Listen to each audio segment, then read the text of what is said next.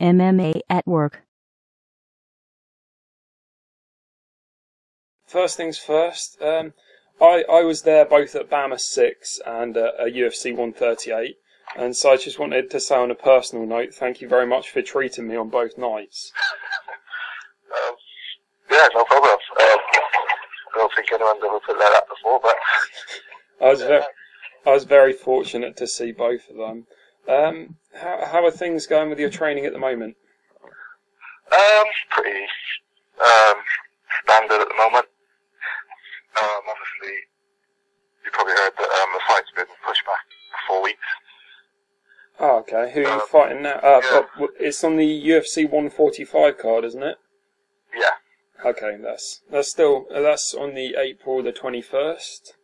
Yeah. It was supposed to be March 24th. Yeah. There's still. Originally, and then obviously in the last week or so it got changed to April 21st. Well, So this gives me a bit more time to prepare, really. That's probably the main thing. So yeah, I was just about to start stepping up the training, and then obviously that. So I'll just keep ticking over until it's time to step up again. I guess it gives you a bit of a break then. Yeah, a little bit. Yeah. Anyway, moving back to your last opponent, well, not your last opponent, but James Wilkes. Now, you fought him back in 2 years ago on The Ultimate Fighter, and you were dropping heavy shots on him. And since then, he went onto the show to fight the same opponent twice and then fight in the finale. Have you spoken to him since, or have you got a relationship with him? No, I haven't spoken to him.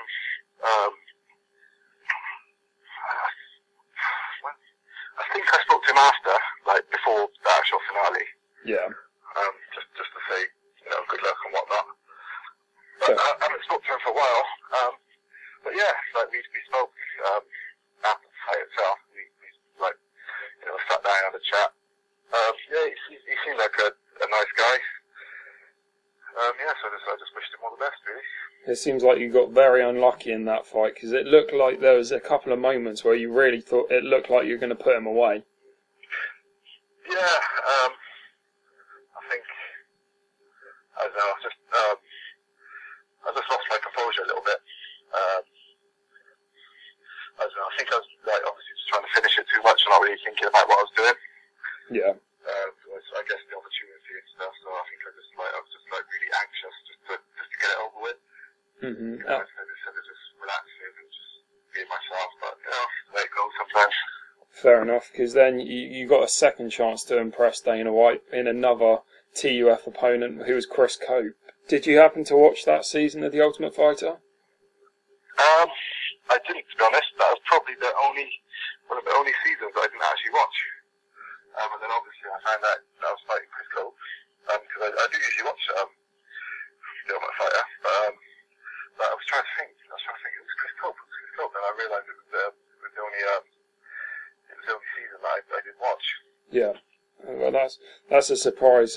Would you consider yourself a fan of MMA? Do you watch most of the events and things? Oh yeah, definitely.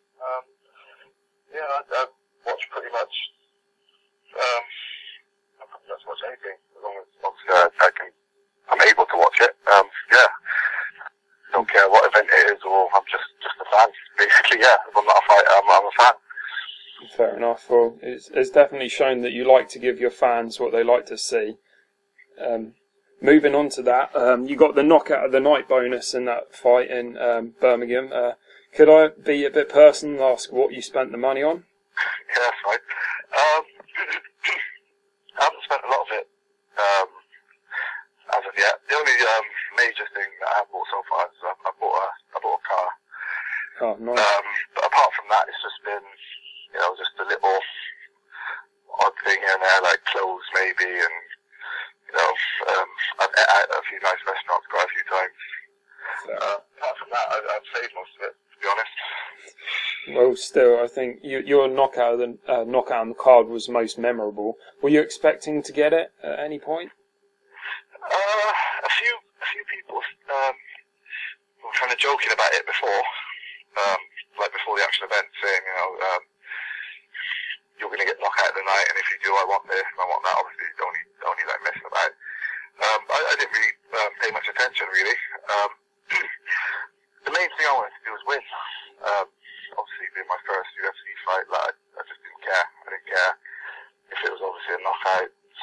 even if I don't like to go to decision, but if it did my one, I'd just still been happy, because that was just my main focus, really, just winning.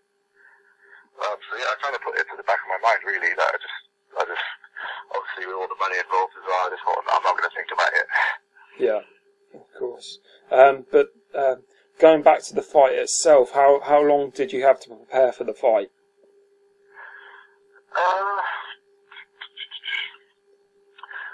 Probably, I think it was a good 8 weeks. So you got a full training camp in then, despite the fact you didn't know much about him before the fight. Oh no, yeah, I got a good training camp in. I did obviously catch up on his fights while I started training. Obviously my coach watched his fights as well, so yeah, we did come up with a game plan. And yeah, just had a really good training camp. A lot of people thought that you got a very unfortunate draw in Rory MacDonald. So I'm backing you all the way. But how do you think you're coming onto this perception of being the underdog against him? I don't mind in the slightest, to be honest. It's the old saying, like, if no one expects you to win, then you can just go and have fun and relax. You certainly had a lot of fun in in your post-fight speech with Joe Rogan. I had to say, I thought after it was pre-planned or something. It just felt so good. Did you plan that? I don't know. It just came out, really. I don't know. I think it's just the excitement, and it's just one of those on-the-spot things. Yeah. Well, I thought it was hilarious. I thought it was hilarious personally, but so where are you fighting out of at the moment? You're fighting out of Gloucester. Tell me how things are going over there. Yeah, well, I train in Cheltenham. I live in Okay. Gloucester, but I train in Cheltenham. Yeah. But it's only like 10 minutes down the road, and it's not really far. Yeah. But we've got a really strong team at the moment. We've got a few guys fighting on armour cards as well. Yep. Because you were originally scheduled to face, was it Valencia for the BAMA Welterweight Championship, but then you got offered a UFC contract. How did all that come about? To be honest, I don't really know. Obviously, I just leave all those details to managers and stuff. But was it a surprise to you? all that. Sorry? Was it a surprise to you? Oh yeah, definitely. Yeah, 'cause like you said, I was all geared up for fighting on Bama, and then obviously I got the call like saying, UFC are looking to sign you. But it's just, I just tell everybody the way all it is just what else was I supposed to do? It's like, it's the biggest, best, most well-known organisation in the world, and it's just me personally, it's just one of the things I can say no to. Yeah, of course. It's a brilliant exposure and everything over there. So hopefully it'll only be a matter of time now before if you can beat Rory MacDonald, then you'll be right up there with the biggest prospects. Yeah, definitely. So going right back to before you even begun, how did you come about training MMA? What was your biggest influence in the sport? Well, I've watched MMA since I was at school. Okay. Yeah, I was watching like the old UFCs and stuff. When I was at school, and I just instantly I was just like, yeah, this is wicked. Like, I want to be part of this. But then obviously, it was all I did. That was my only knowledge of MMA at the time. So I just thought it was just that one event in America, and that was it. So obviously I just thought, it's probably going to happen. People think I'm a bit mad anyway if I try I'm going to start doing that. Just carried on watching it. Like,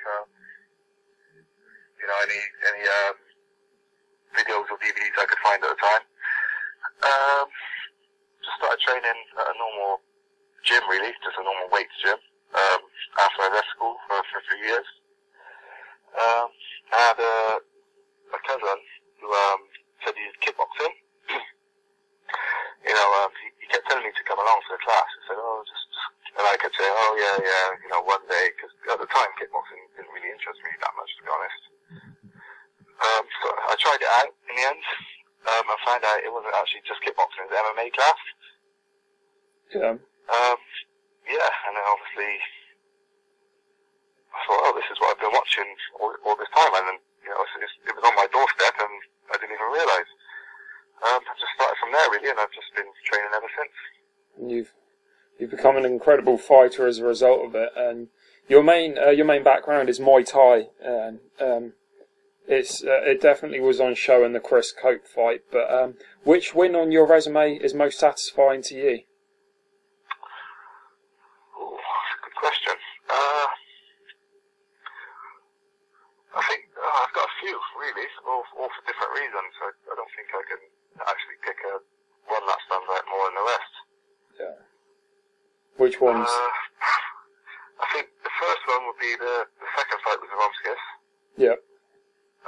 Just basically because it was live on Sky Sports. I was co-main event, and like basically everybody I knew was watching it that night. And I just got a lot of good exposure, and obviously I won the cage rage British title from it. So that was the first one. And the other two were back to back actually. I fought Hecht in Cage Warriors. Yeah. And obviously at the time they were saying like basically he's one win away from the UFC. Ah, so that's even more satisfying.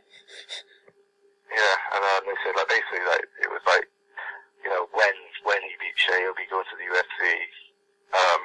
So in like straight away when I hear things like that just meant I was just in a different mode, and I was like, well, I'm not going to be anyone's stepping stone. So that just fired me up. But to be fair to him, he was a really, really tough guy. I hit him hard quite a few times, but he just kept coming. So that was like a long, really grueling fight.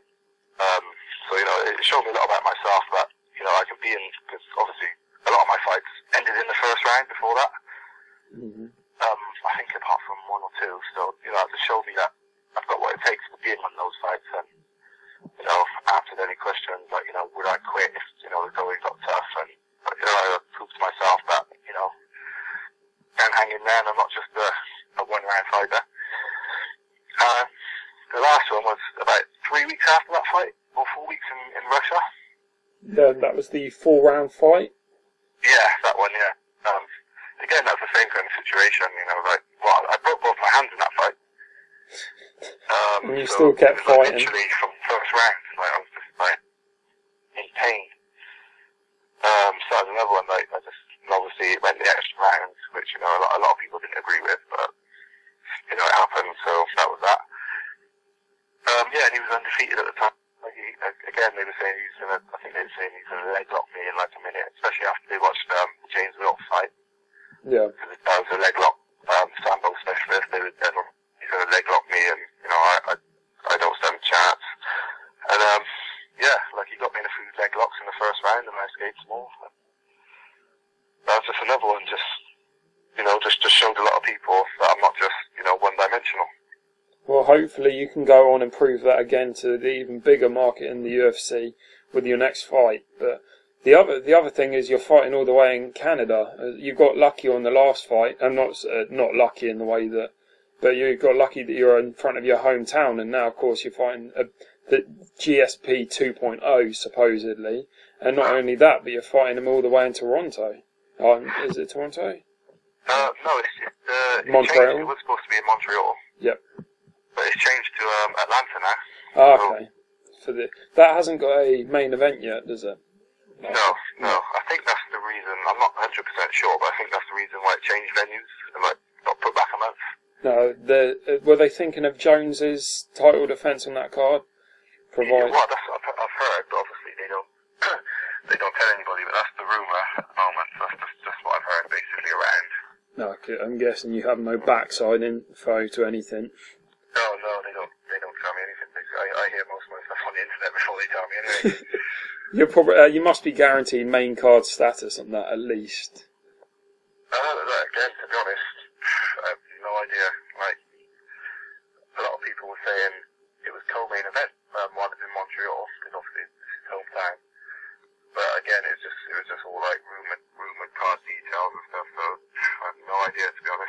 wouldn't be surprised personally if it was a co-main event. The other fights are what Miguel Torres, Michael MacDonald. That it'd be unlikely if you weren't on the main card at the least. The only other one that I can name is the Michael MacDonald fight that would even be close to the co-main event. So hopefully you'll get an even bigger exposure there.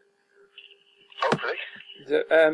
What about any other sports? You said you're a big fan of MMA, but are you into any other sports? Yeah, I used to play football. Probably up to about 2 seasons ago. Oh, nice. So you did both. You were doing 2 sports at one time. Yeah, really. Yeah, it wasn't. It was only like local level. It wasn't anything like major, like semi-pro or anything. It was just because I played football obviously most of my life, like at school and whatnot, and then I gave up football for a good 5 or 6 years, and then a friend of mine started up a local team, entered himself into one of the like surrounding areas leagues. He just said it's quite funny actually because they had a training session, and I just decided to go along just for a bit of extra fitness and just to change up my training a little bit, just do 1 day a week football training in the evening. And like everyone was there, like I know like most of the guys on the team, they were all laughing at me saying, oh, you fight, you can't play football, just leave it to us and whatnot. And I surprised a few people. I think I scored 8 goals in my first game. That's impressive, as. So I do love football, but at the end of it, I had to give it up. I was getting too many like little silly injuries that I shouldn't be getting just from playing football. Yeah, and now that you're professional... Yeah, I wasn't getting paid to play football, so it wasn't worth it. Fair enough. Which team do you support in terms of professionally? Celtic. Okay. So you follow the Scottish football more than the English, or is it just the just Celtic? I try to, but obviously you don't get a lot of Scottish football on TV. No, you. Because I haven't got Sky or anything at the moment. It's just mainly I will just watch Match of the Day, which obviously they're not on. But I try and keep up as much as I can. But it's a family thing really, because all my dad's side are all from Glasgow, and they're all Celtic supporters. So it's just one of them. Just join the club really. Is your dad from Scotland then? Yeah, my dad's from Glasgow. Yeah. Okay. So if you had any job that wasn't in MMA, or what would be your dream job, or would it be MMA?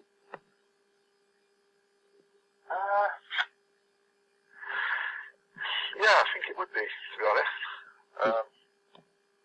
I'd like to say, I probably would say footballer. Otherwise, because I do love football, but it's just the money thing. They just get paid ridiculous amounts of money for playing football. So that would be nice, but just in terms of just pure love for the sport, I would say MMA. Well, it's always good to know you're in the sport you love then. Yeah, definitely. Like, the amount of times, like, in the early days where, I wasn't really getting paid anything, like, most of the time you spend more money preparing for a fight than you got paid in the end. There's a lot of times that I thought to myself, like, it's just really worth it, like, I'm just going to get a real job. And just have a bit of money in my pocket, but, I've always stuck with it, and, it's just starting to pay off now. I'm glad. I've got one final question, because you also mentioned football, just like when I spoke to Rob Sinclair earlier last week, and he also said that he'd love to play football as well. I'm just wondering, you personally, do you think that playing football had any effect on your MMA base at all? Because they love to talk about Jose Aldo, and they love to say how. But do you think personally it's helped you in any way other than athleticism? I don't think actually skill-wise. So, like I say, the one thing obviously it was good for, like if you're running around like constantly for 90 minutes, obviously you're running at different paces. Sometimes you're sprinting, sometimes you're jogging. So it's a good workout in that sense. just a general all-round fitness. But skill-wise, I can't really, because like they say about the leg kicks and stuff, but you don't kick a football like the way you leg kick. So I don't know. Maybe there is a small link, but I just can't see it personally myself. We created the sport, so you'd hope we know how to play it better than they do. But yeah, exactly. But anyways, it's been the right name anyway. It's been great to have you on the show, and I wish you all the best for your next fight, and I hope you can go on to pull off the upset and send the home fans unhappy. But have you got any sponsors or anyone you'd like to thank? Yeah. Cymex Nutrition, MMA Apparel, Training Mask, Jacko Clothing, and just obviously, first and foremost, I'd just like to thank all the guys at Trojan Free Fighters, just helping me to become the fighter I am, really. Because obviously, without them, then I wouldn't have anybody to train with. So yeah, just a big thanks to all those guys, really. And I'd love to thank you for coming on the show, and hopefully you can go on to win, and hopefully we can get you on the show again one time. Yeah, of course, I'd love to. Well, I wish you all the best, and hopefully you can go on to treat me a third straight time by knocking out Rory MacDonald. Okay, yeah, keep watching. Thanks a lot for coming on.